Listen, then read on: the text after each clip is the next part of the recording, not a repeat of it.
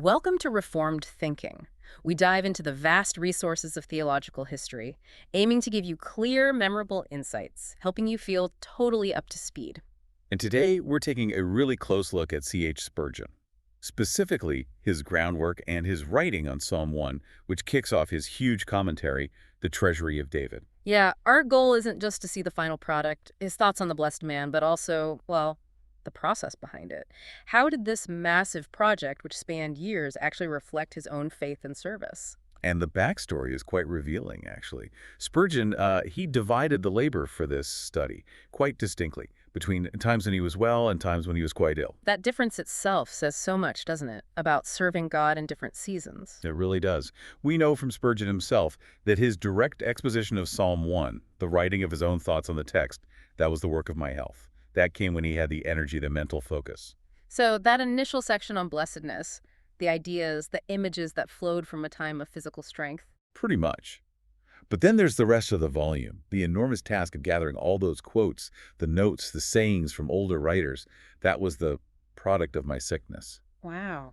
He saw writing this study as a way to keep going, to continue his calling. Another way to, as he put it, keep bearing testimony for his name, even when sickness kept him out of the pulpit day after day. It's faith applied, isn't it?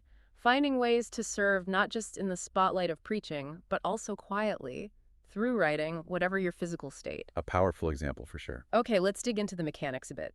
How did the Treasury of David actually come together? We're talking, what, late 1860s? That's right. The preface for the first volume wraps up in December 1869, signed at Clapham. But the real story is the sheer scale of work needed to produce something that was both his own take and a synthesis of centuries of thought. And it sounds like the project kind of grew bigger than he first planned. It did, yeah. Initially, Spurgeon was focused mainly on his own exposition. He states quite clearly, the exposition here given is my own. He owned it. He did. He mentioned looking at a few older writers, sure, but mainly just to aid me in interpretation and arouse my thoughts. He was really seeking divine help for his own analysis of the text. But then came the idea for all the extra material, the quotes and notes. Right, that compilation side of things, gathering hundreds, maybe thousands of excerpts from other theologians that seems to have been almost an afterthought that just ballooned. And that's what turned it from maybe a series of sermons into this, well, monumental literary work. And that brings us back to the health versus sickness distinction. Absolutely, because that compilation part was far, far more labor-intensive than just writing his own exposition. It needed a Herculean effort. And you really can't talk about this without mentioning Mr. John L. Keyes. Ah, yes, Keyes, Spurgeon's friend and amanuensis, his assistant. Essential assistance, as Spurgeon called it. He knew that doing all that research himself would have taken far too much of his time, especially with how often he was unwell. And you have to picture what far too much time meant back then. No search engines, no digital libraries. Exactly. The sources say the research involved ransacking books by the hundred. Keyes was physically going through places like the British Museum, Dr. Williams' library. Imagine that. Requesting books, waiting for them, searching indexes if they even had them, then handwriting relevant bits. Page by page. It wasn't just copying. Keyes was navigating these huge treasuries of theological lore, as Spurgeon called them. He must have been doing a lot of filtering, finding the useful stuff amidst mountains of text. Sounds like he was more than just a scribe, a real research partner. Definitely. Spurgeon saw that these compiled bits, these quaint sayings and notes, were just too good to throw away.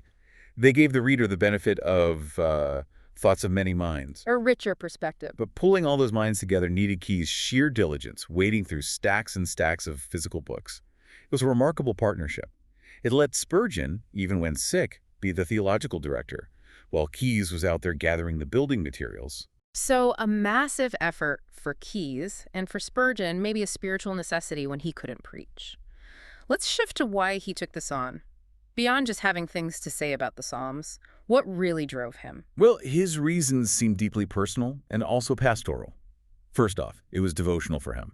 He talks about how studying the Psalms gave him boundless profit and ever-growing pleasure. Ah, so it started with his own spiritual life. Yes, it wasn't just a job. It was something he delighted in, and that personal delight fueled the desire to share it. That seems very Spurgeon. That personal experience overflows into teaching. He felt compelled by, his words, common gratitude, to share some of that benefit, hoping others would then search further for themselves. He wanted to spark their own study. And who was he aiming this at? Just his own church? No, much broader. He specifically offered an earnest prayer that it would help my brethren in the ministry and to the church at large. He saw this commentary as food for the whole Christian community, really. No, focusing on Psalm 1 itself, Spurgeon gives it a special title, doesn't he? He does. He calls it the preface psalm. Why preface? What makes it stand out? Because he saw it setting the stage, the whole agenda, for all 150 psalms. It's like the opening text for the big divine sermon that the entire book of Psalms preaches. Okay. It lays out the fundamental, unchanging choice, the way to blessedness on one side and the sure destruction of sinners on the other. Understand Psalm 1, and you grasp the basic contrast that runs through everything that follows, whether it's a psalm of lament, praise, or teaching. That makes a lot of sense. Sets the terms right from the start. Now, about those compiled sources he gathered, he pulled quotes from everywhere, right? Different theological viewpoints across history. He did it, and he included a really interesting disclaimer about them. Why was that needed? Well, given his own strong Reformed views, he had to be careful. He stated point blank that he was far from endorsing all he has quoted. And crucially, he said he was neither responsible for the scholarship or orthodoxy of the writers. So why include quotes he didn't fully agree with? Couldn't that be confusing? It's a careful balance. He wanted to offer the historical context, the different angles people had taken. Sometimes the old sayings are just interesting, sometimes quite insightful. But he wouldn't compromise his own biblical standards. So how did he manage that? The key was providing the authors' names. He said he did this so each author may bear his own burden. If a quoted writer had, say, questionable views on something important like the covenant or atonement, Spurgeon was essentially saying, here's what this person historically said about this verse, not, I agree with their whole system. Ah, I see. It's transparency. He's showing his work, warts and all, but drawing a line. Precisely. It shows real care, especially when you're dealing with potentially controversial figures or obscure old comments. And one other practical thing he included were those hints to the village preacher. Right. Tell us about those. Classic Spurgeon, really, showing his heart for the ordinary preacher, the layperson out in the villages. These hints were meant to be very simple, designed for preachers whose own training or resources might be limited. Attainments are slender, he says. Helping those who didn't have big libraries or lots of study time. Exactly. They could open the treasury and find immediate, practical help for putting a sermon together.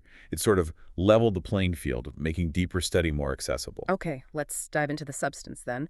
His actual exposition of Song 1, starting right at verse 1, the idea of blessedness for the righteous person. Spurgeon zooms in immediately on that word, blessed. Yeah, and he points out something most English versions miss. The original Hebrew word isn't singular, it's plural.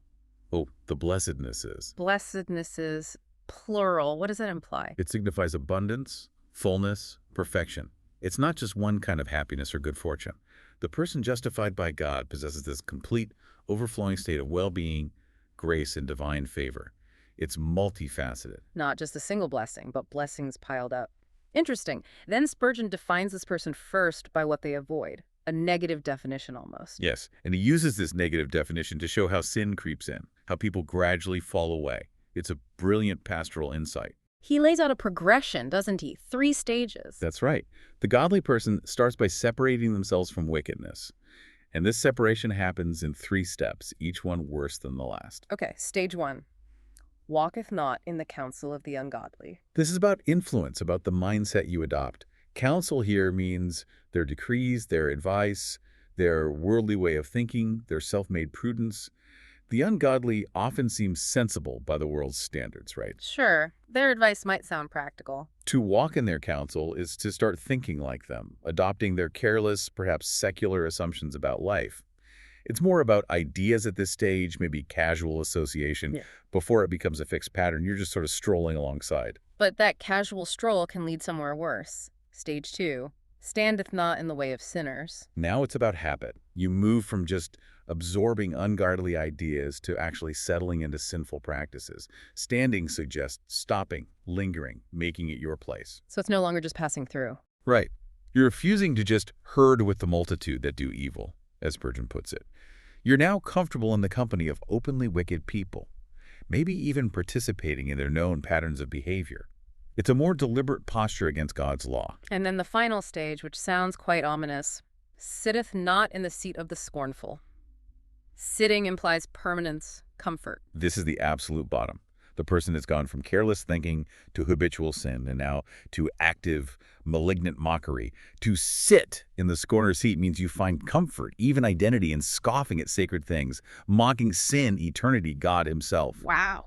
At this point, Spurgeon says the person isn't just doing evil, they're teaching it. He calls them a pestilent teacher, a doctor of damnation.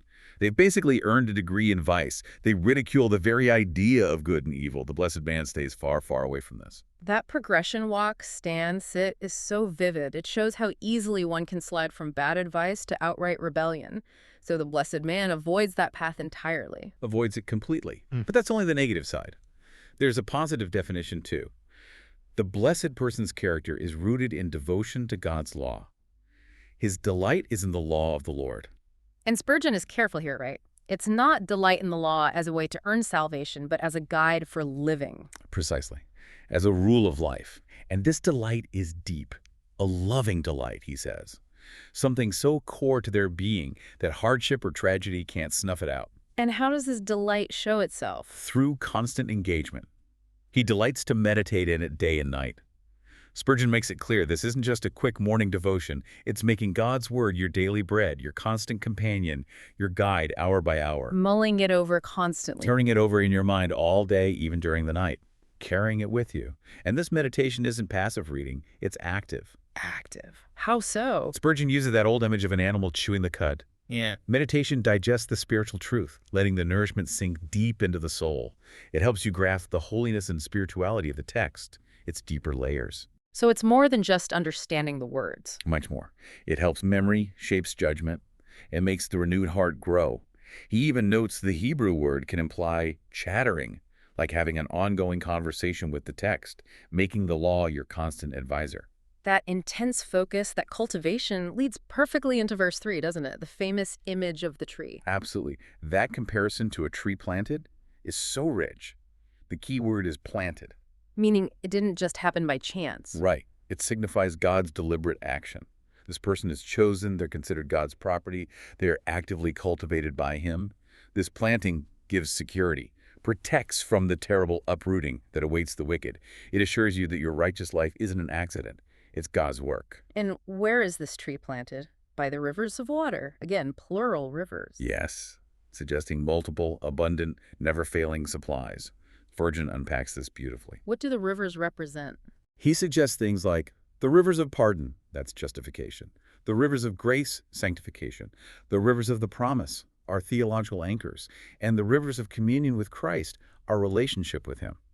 The point is, the believer is sustained by supernatural resources that never run dry, no matter how barren the world around might seem. And a well-watered tree produces fruit, bringeth forth his fruit in his season. What's the significance of in his season? It means the right virtue at the right time.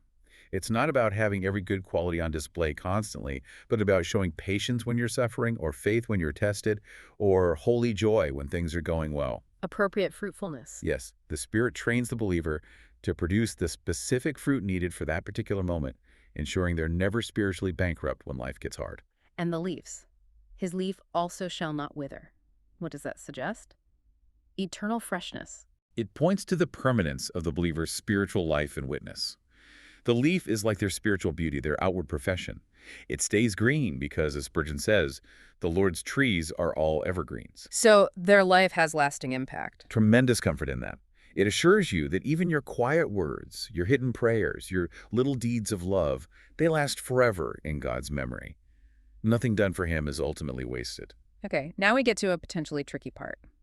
The promise. Whatsoever he doeth shall prosper. That sounds great, but, well, we see godly people facing terrible hardship, failure, loss. How did Spurgeon handle that apparent contradiction? He tackles it head-on with a crucial qualification.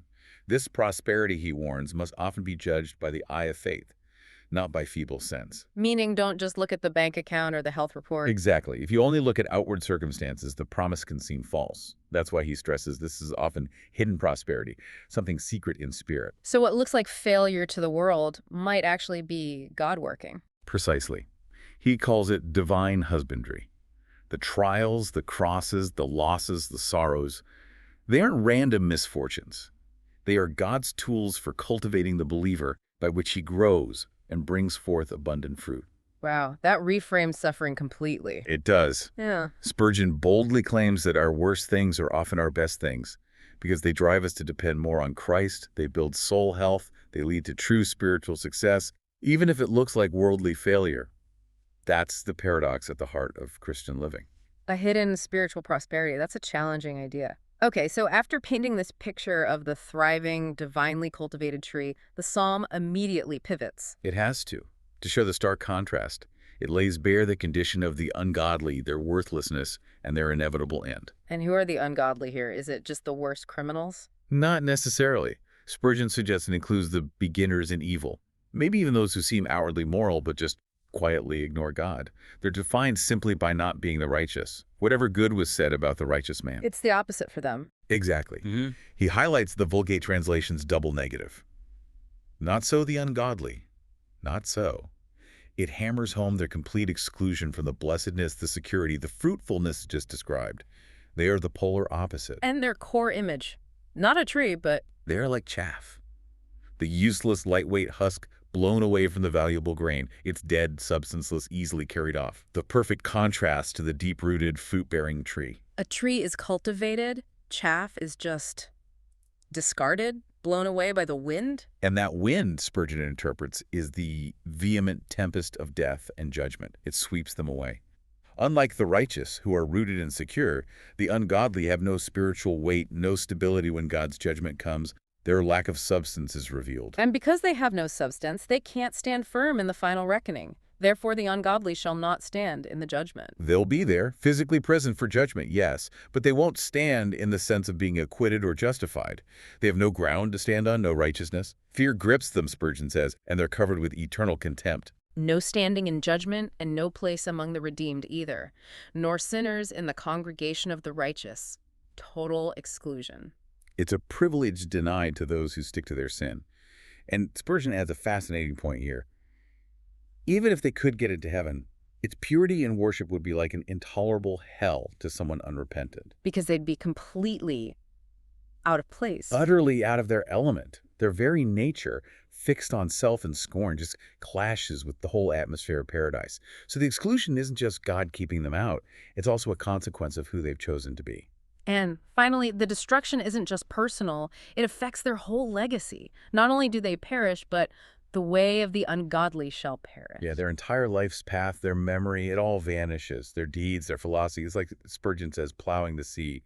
Lots of effort, maybe, but leaves no lasting mark. Yeah. God causes their name to rot, he says, to become a stench. While the righteous person's life leaves a lasting mark. Yes, their deeds of love and faith are remembered, but the ungodly, Bolivia. What an incredibly sharp, uncompromising contrast Spurgeon draws out of this first psalm.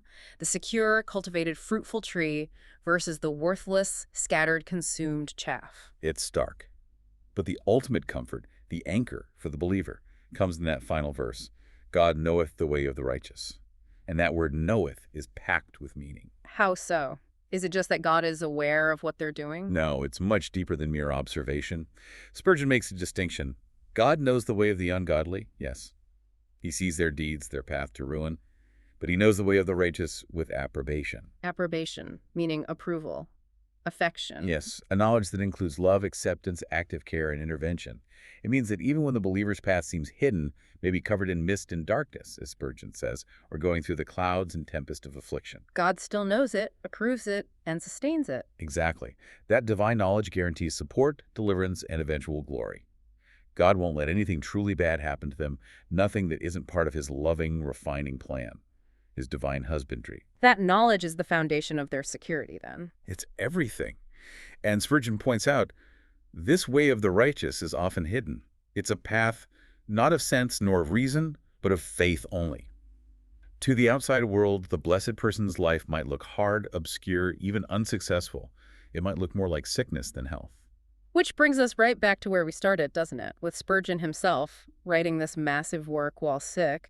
So a final thought for you, the listener, to take away from this. Think about what it means to live a life where real success, real security, The security of being that tree planted and tended by God might be totally invisible to the world looking on. Yeah, the path of the righteous might involve things the world sees as failure, loss, suffering, obscurity. Yet true spiritual health and success are secure because God knows and approves that path. That hidden prosperity often demonstrates what faith is all about, the wisdom of the cross. So the question for all of us is, which path are you seeking? The one that looks good to feeble sense, or the hidden path that the Lord knows, preserves, and is making truly prosperous, even if it doesn't look that way today? A challenging question indeed. Thanks for joining us for this deep dive into Spurgeon's Treasury of David.